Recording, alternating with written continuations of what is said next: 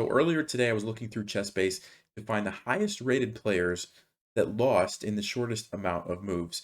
And I found some really interesting games. Each of the games that I'm going to show you today were 15 moves or less, and all the players who made the mistakes were Grandmasters. So I think this should be a good reminder that no matter how high your rating is, or no matter what title you have in front of your name, everybody makes mistakes. Hope you enjoy these games.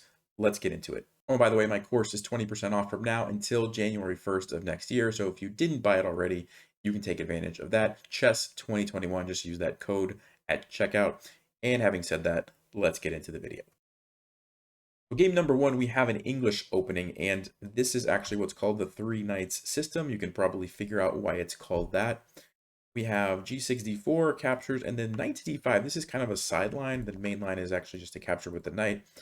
And bishop g7, bishop g5, hitting the queen. And of course, black doesn't want to play f6 and block in this bishop. So the move that black is actually supposed to play here is knight c to e7, which is kind of a weird move, but the point is you need this knight to control this f6 square. Well, instead, black goes for knight g to e7.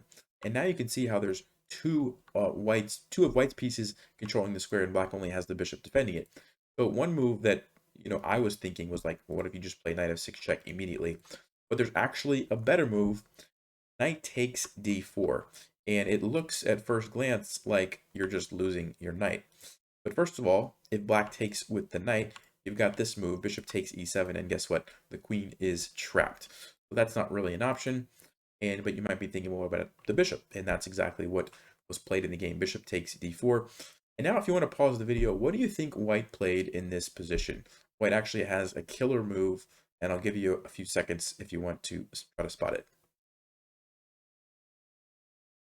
Well, if you're ready to see what was played in the game, queen takes d4, giving up the queen for free. Not really for free, but giving up the queen. And then white has knight f6 check. King has to go over, and we get this really nice checkmate. Now, that's actually not what was played in the game. The player obviously saw that. So they decided to castle.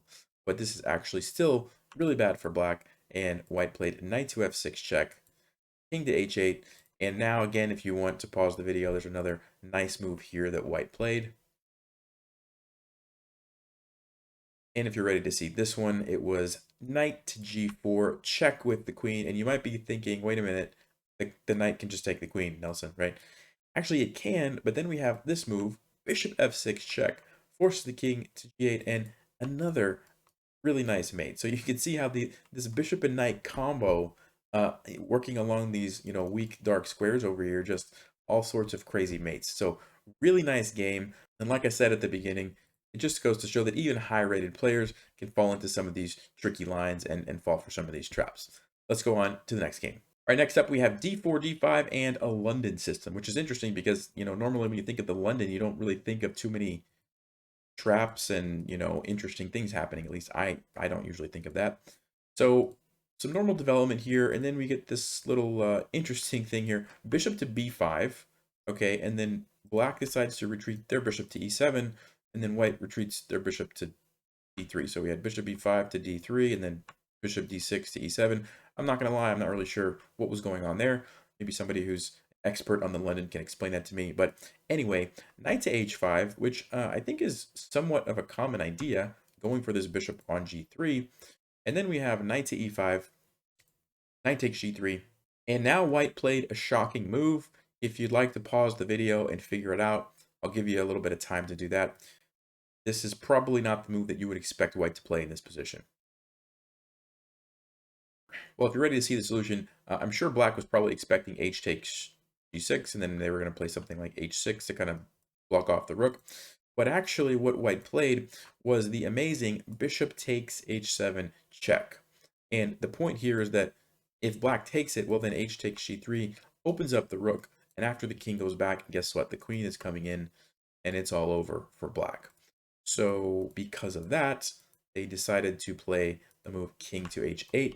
But after this capture, there's still a big problem for black. They tried to capture the knight, didn't even matter. Bishop went back to c2, king had to go over. And now, if you want to pause the video, what do you think white played here? Well, if you said queen h5 check, you would be wrong. That's a good move, but it's not the best move. Actually, rook h8 just leads to mate in 3. King has to take it, 2, and then on the third move, it's just checkmate. So really nice little trick there. Remember that one if you play the London, or if you're playing against the London, watch out for that. All right, next up we have e4, e5, and we get an Evans gambit. So white's giving up this pawn for free to get some quick tempo and get control of the center. e3, this is one of the common lines that you can play against the Evans gambit. e4, and then this is another kind of common idea, you know, giving back the pawn rather than kind of opening up all the lines for white. White doesn't take it, bishop a3, so this is dangerous for black, although black should be fine if they know what to do. Knight g7, knight g5, so the threat is the knight coming to f7, and knight to e5. This is actually a good move. It hits the bishop as well as defends f7. Now white plays a tricky move, queen to h5, and at this moment, actually, black is totally fine if they just play d5. Just giving back that pawn, unleashing the bishop, blocking off the diagonal, and black would have no problems. Instead, they play the move g6, which is a slight inaccuracy. Queen goes to h6, and now black played the absolutely terrible knight to g8. And I can tell you what they were probably thinking was that queen's going to go to g7. Queen could probably come to f6 and kind of defend everything. But they actually missed a key feature about the position. What do you think white played here? Well, if you saw it, congratulations. Queen f8 is actually just checkmate in one move, and it was totally overlooked when they played knight to g8. Ouch. All right, next up we have a game where black was actually on the winning side. So here we go. e4, e5. This is the Rui Lopez. And a6, the main line here is actually to retreat, not to capture, because capturing, you can't actually win this pawn. If you do that, the queen's going to come to d4, and a double attack, black's going to win back their pawn and get into a nice position. And so, you know, normally people will just retreat the bishop, but in this case, castles, bishop to g4, very annoying pin. So white tries to remove the bishop. Black plays h5, which is a very aggressive approach. The idea is that if white captures, well, you're going to recapture with the pawn, unleash the rook. The queen is going to come out at some point, and it's very dangerous for white. So white decides to just play d3, which is a good move. Just ignore that. We get queen f6, knight b d2. Developing. And now black decided to bring the knight to g6, where it can potentially put more pressure on this pinned knight, or even hop into f4. And so at this point, white decides it's time to take the bishop, which is kind of a poor choice because this is really, really nasty. And even here, white's okay if they played the correct move, which is actually letting black capture this knight. So even a move like a4, as crazy as it looks, is what Stockfish says is a good move, or even something like d4, just leaving the knight and letting black capture it. But very unnatural looking move, right? So what was played in the game, knight to h2. And now black plays bishop c5, building up the pressure, bringing all the pieces into the attack. We have knight takes g4, which defends this, but now black has a killer move. If you'd like to pause and figure out what black played here, go ahead and do that. And if you want to see the solution, queen to h4 is actually mate in 4. There is no way for white to get out of this jam. They tried to go king f1, and the game ended queen h1 check, knight to f4 check, and queen takes g2 checkmate on the 15th move. That's why you have to be careful taking that piece and opening the h file. Right, this next one's one of my favorites. We have knight f3, c5, c4, so we transpose into an English opening. And d4, okay, this is fairly standard. Get some development happening here. Queen to b6, knight to b5. So this is always a tricky move because white is trying to, you know, potentially put some pressure on these dark squares. So black has to be careful. Knight to e5 is totally fine. Putting pressure on the c4 pawn. Bishop to f4, d6. This is where things start to go wrong for black. And you're going to see why I say that. So bishop to g2. a6, black says, okay, let's get rid of the annoying knight on b5. And now we have queen to a4. So white is saying, nope, I'm not going to move because if you take here, I'm going to take your rook. Also is creating this discovered attack on the king. And so black has to do something about that. It's going to be bad news. So black decides to go knight f to d7 to block off that discover check. And now white has an absolutely stunning move. When I first saw it, I was like, why would you play that? And it's just really nice. If you want to pause and figure out what can white play to get a huge advantage, go ahead and take a few minutes. And I'll just give you a few seconds to do that.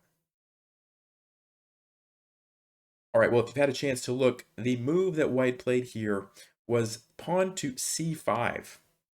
And it's crazy because there's 3 pieces that can take the pawn, and there's nothing defending the pawn. And let's just go down the list. If, let's just say, black takes with the pawn, well, now this knight can be captured because the pawn no longer guards it. Means black has to recapture with the knight. And then you have this problem of the nasty discovered check. It's actually a double check, and white's going to win the rook. So that's pretty cool. Let's go back.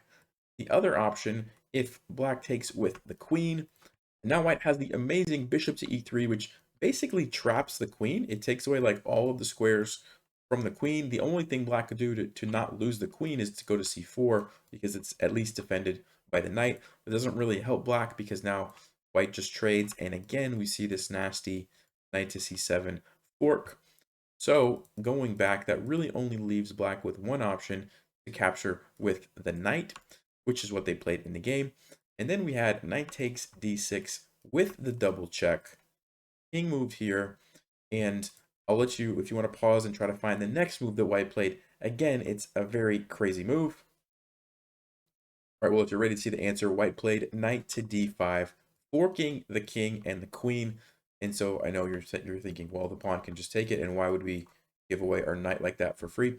The idea is that we're going to come in queen e8 check, forces the king to go here or here, and because the pawn, which was on e6, is now on d5, the queen is also attacking the knight, so we can just deliver checkmate.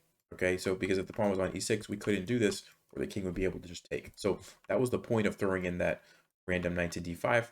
And yeah, actually at this point in the game, black just resigned. But that's what would have happened had they played on. So a really nice one. Just everything starting with that c5 move, absolutely crazy. And yeah, that was one of my favorites. And the last game I have for you comes from a Chigorin defense. So this is when you play knight c6 and d5. Sorry, knight c6 and d5 right away. And we get some developing moves here. Both players castle on opposite sides. And then white plays the very aggressive queen to a4. So the queen is starting to, line up on some things. Black plays a very natural looking move, bishop to b4, just developing. And this is actually a crucial mistake. White has a really nice move, knight to e5. And, well, first of all, it's kind of forcing, black to take the knight. Because if you don't, your queen's under attack, you got to move your queen. But then once you move the queen, white's just going to take on c6. The bishop's going to take after that. And it's really bad news. So black did capture. And I'm guessing they were expecting either this or this. And white played something completely different. If you'd like to pause the video, what do you think white played here?